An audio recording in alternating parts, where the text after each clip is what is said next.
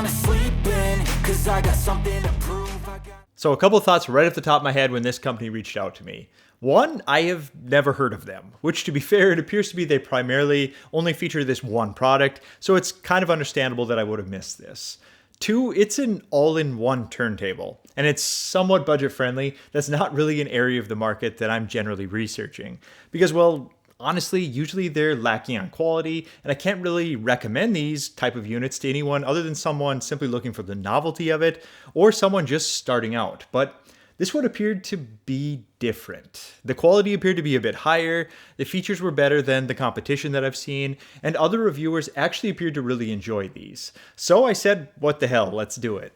What can this Stackstone turntable eliminate for the person new to vinyl playback? Well, it certainly removes a lot of the barriers to entry in comparison to the more complicated setups. My more traditional vinyl playback scenarios involve a standalone turntable, expensive cartridges, an external phono preamp, and then an amplifier and speakers to make it all happen.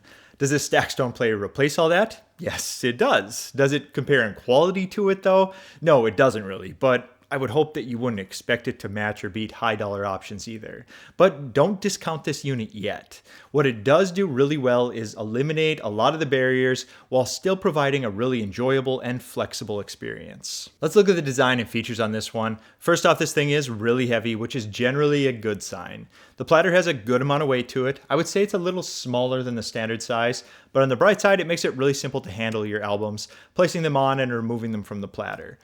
If you're like me, it's always that delicate dance. Try to touch the least amount of the playback surface. I act as if you could never clean these, but to be fair, it is kind of a pain. So this is just something that I do on these. This is belt driven, which yes, that is a wear item, but in all reality, an item like that wears very, very slowly and won't be in need of replacement anytime in the near future, as long as you're not, like shooting them around the room. Things like this are always a point of contention. People will often complain about the lifespan of products that live in the budget realm. I always hear, yeah, but that thing will probably die in like 2 years versus spending, more on XYZ product. Well, here's how that scenario played out for me recently. I have a reasonably expensive integrated amplifier, the Audiolab 9000A. One day, the amp section just gave up without warning. First of all, it was difficult to even get a response from the company, and now it's been at a repair center for over a month, and who knows when it's coming back. So don't always be set in the ways of the price determines the reliability. It works out that way in some ways, occasionally, but it's not something that's set in stone by any means. Sometimes it just comes down to your luck, honestly. Also, chances are you're going to get every bit of life out of a product like this, and by the time something like this does wear out, if it ever does, you likely already had your money's worth. It isn't like we're spending $2,000 on a turntable that'll be passed down generations here. Budget gear, in my mind, ends up being more dispensable once you've had your money's worth and you're ready to move on to something better. While I have the platter off, I want to give you a look at the suspension on this table. This is something that did catch me off guard a little bit. I never would have expected to see something like this on one of these all-in-one units. Basically, what you're looking at here is a similar idea to what's on my Thorens table. Mind you, not quite to the same level, but it's sound dampening to lessen vibrations from, in this case, the speakers, since they share the same enclosure, but also external vibrations within your home. This is definitely one of the features that caught my eye and encouraged me to bring this one in for review. While I still have your attention for a bit, if you could please throw a like and comment this way, and consider subscribing if you're not already a part of this community. Your interactions help to push these videos out to a wider audience, so I can get in new and exciting, interesting gear for the channel. Basically, it helps us both out. Let's grow this community together. All right, let's get back to it. The belt may be an item that doesn't have an obvious service replacement. I mean, it may have a simple solution, but I honestly haven't looked beyond the offerings on their webpage.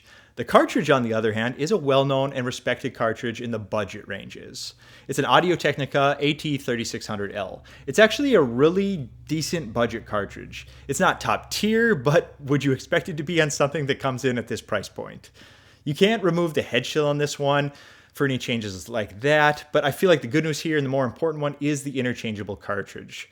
And it's actually well known. It's a tested cartridge that a lot of people do enjoy, just not some generic no-name where you have no idea what you're actually getting. If you need a stylus replacement, it really won't ever be a problem with this one. You can get a replacement pretty much anywhere. Possibly even improve the sound quality with a better stylus. I won't go out and say that you should chase that though on something like this. The included stylus does pretty well and matches up to the rest of the gear as far as where the performance on this is. As you can see, the rest of the unit is very well built. The controls have a good feel. The volume knob doubles as a power switch. It has a nice heavy feeling and a bit of drag to it. The Q lift operates smoothly and without issue. The tracking force counterweight is marked for this cartridge, so for the beginner not comfortable with turntable setups, it's really about as simple as it gets. Just move it to the marked range as shown and you're good to go. We have a couple of switches. One of these is pretty straightforward, selecting between 45 and 33 with a pause in the middle to stop the motor. The second switch is a bit interesting and something that isn't necessarily for me, but I can see it attracting people who are looking to, streamline their audio setup or possibly very limited on space, which is sort of where this product lives, I would say. The switch in LP mode would function just as you would expect, allows you to play your vinyl albums. But when you switch it over to the BT, it actually turns it into a Bluetooth speaker. You can connect to it from your phone and stream to the Stackstone from your phone for audio playback. I think this feature threw a number of people off, where they're expecting this to be a Bluetooth transmitter so that you could get playback from your vinyl over a pair of powered speakers, headphones, things like that. But it's actually a receiver and in some ways opens you up to multiple audio formats in one unit. Taking a look at the speakers themselves before turning this around and looking at some of the upgrade paths, we have to remove the grill here. It exposes the two mid-range woofers and the two tweeters. On the sides, we have a couple of what appears to be small passive radiators to help out in the bass department. Another detail I noticed when I took off the grill was just the simple but notable details to the grill cover. They even beveled the edges on the openings behind the grill. It's a small but nice touch. Powering these speakers is a TI amplifier. I don't have the specs on what is used here. I saw one note mentioning 24 watts, so no, it's not going to be a powerhouse, but it does get respectively loud for its size. The bass can only extend so low on a configuration like this. When you look at the speakers, you can almost imagine these as two small bookshelves.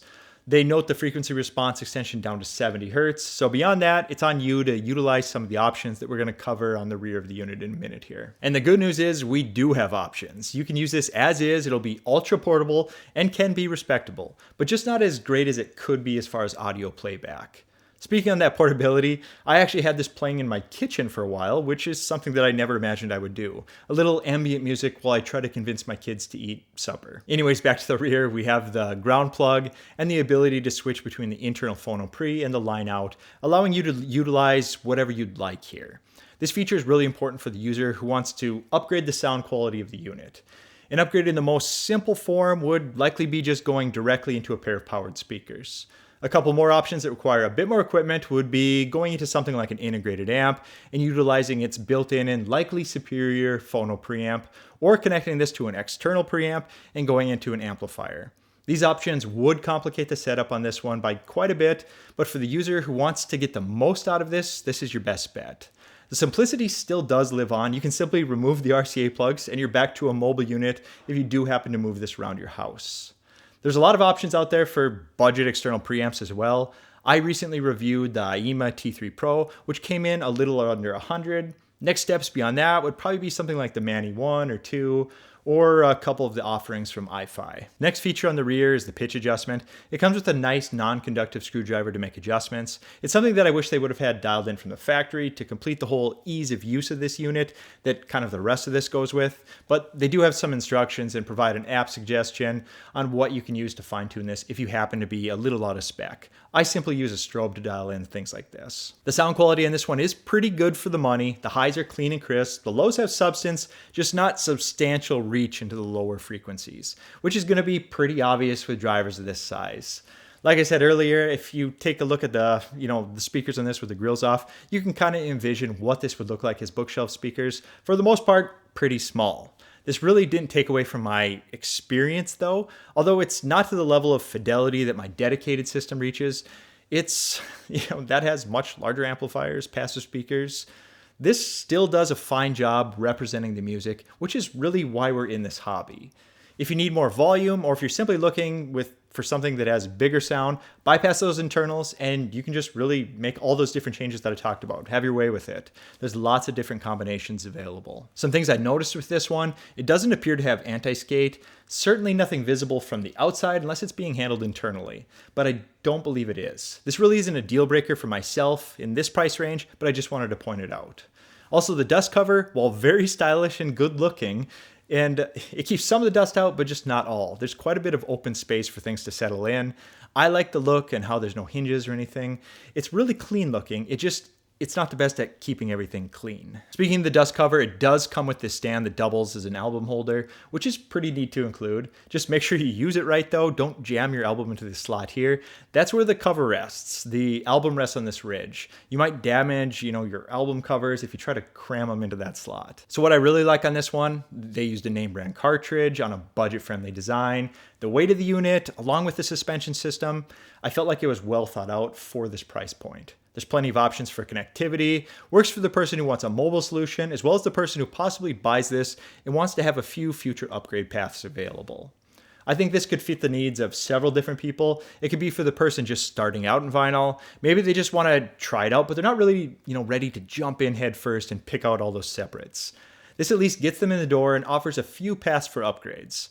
It also really fits the needs for the person who just flat out isn't looking for the best of the best and just needs a rainy day turntable. Basically just the casual listener. They want something simple that just flat out works without all the extras. And then finally, someone like me who, I like toys and I like the novelty of being able to do things like take a turntable and put it in my kitchen without taking ample amounts of space. It's not the be all end all, but it's certainly looking like a better buy than many of the other all-in-one tables out there. So if this is something that does interest you, it's available on Amazon, so it's pretty risk-free in that regard. Check it out in the description below for more details on that. And finally, I would greatly appreciate a like, comment, subscribe, even just drop in and say hi. Those interactions help to push these videos out to a wider audience so that I can get in front of more people as well as more brands to bring in new and interesting gear for review. Talk to you guys later. Have a good one. See ya.